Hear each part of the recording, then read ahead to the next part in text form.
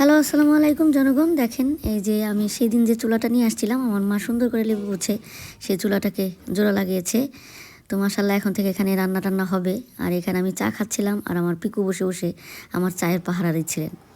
হঠাৎ করে একটু বের হলাম, বের হয়ে মনে হলো ছোট ছোট 2 টাকা দামের পুরিগুলা খেয়ে নিই। 5 টাকা দামের ছোট্ট ছোট্ট সিঙ্গারা দেখেই লোভ লাগে, যতটুকু না খেতে স্বাদ তার চেয়ে বেশি লোভনীয়। তো সিঙ্গারাটা বেশ মজাও ছিল। সিঙ্গারার ভিতরকার যে আলুটা, এটা ওরা খুব যত্ন সহকারে খুব মজা করে রান্না করে থাকে। তো এখান থেকে সব কিছু একটু একটু করে নিয়ে নিলাম, কারণ এখানে যে চাটা হয় রং চা, আমি বিশেষ করে রং চাটা শখ করে খাই না। আমি বাইরে কোথাও গিয়ে চা খেতে পছন্দ করি। তো যাই হোক, অনেক দিন পরে যাকে দেখলেন সে আজকে আমাকে নিয়ে এই পুরি চা খাওয়ার জন্য বের হয়েছে।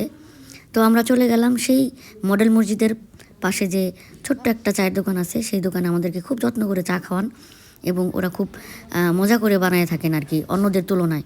এখানকার চাটা হচ্ছে কি, খুব বেশি কড়াও করেন না আর খুব বেশি জাল দিয়ে একদম লাল লালও করেন না, কিন্তু খেতে খুব বেশ ভালো লাগে, মজা লাগে।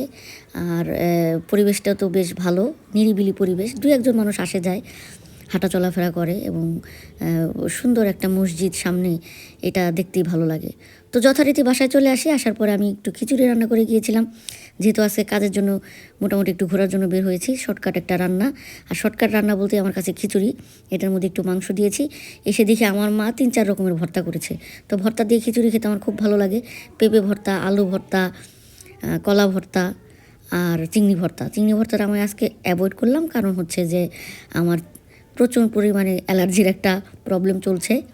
আজকের খিচুড়ি খাওয়াটা আসলে শখ করে না, আজকে সময় কম থাকার কারণে খিচুড়িটা রান্না করি। কারণ ভাত তরকারি সব কিছু রান্না করতে গেলে বেশ সময়ের প্রয়োজন হতো। আজকে বেশ কিছু কাজ ছিল, সেজন্য বাইরে বের হতে হয়েছিল। সেই সাথে অল্প করে খিচুড়িটা রান্না করে একটু ঘরের ভিতরে মাংসের তরকারি ছিল, সেটা দিয়ে মিক্সড করে খিচুড়ি রান্না করে গিয়েছি। এসে দেখি আমার মা বেশ সুন্দর করে ভর্তা করে রেখেছে। অনেকেই আছে, বেশিরভাগ মানুষকেই দেখি খিচুড়ি খেলে ভর্তা টর্তা খায় না, তবে আমরা ভর্তা দিয়ে খিচুড়ি খেতে বেশ আনন্দ পাই এবং খুব স্বাদ পাই। তো আমাদের মতো কারা কারা আছেন, কোন এলাকায় কীভাবে খান আপনারা খিচুড়ি? অনেকে খিচুড়ি বলতে এই মোটা চালের খিচুড়িকে তারা কখনোই প্রাধান্য দেন না, তারা বিশেষ করে পোলাওর চাল অথবা এটাকে কী বলে, চিনি গুঁড়া চাল, এই টাইপের চাল দিয়ে খিচুড়ি রান্না করে থাকেন।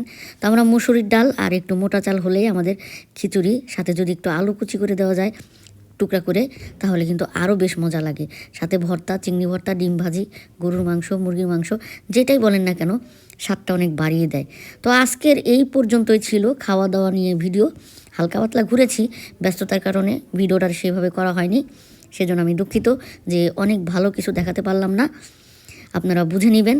তো আমার সঙ্গে সবসময় থাকবেন। আসলে আমি অনেক কষ্ট করে ভিডিও বানাই, এডিট করি, সবার অনেক ভালো লাগে, বাট আমি কেন যেন পিছিয়ে পড়ে যাচ্ছি। আপনারা একটু পাশে থাকবেন, ভালো থাকবেন। আসসালামু আলাইকুম।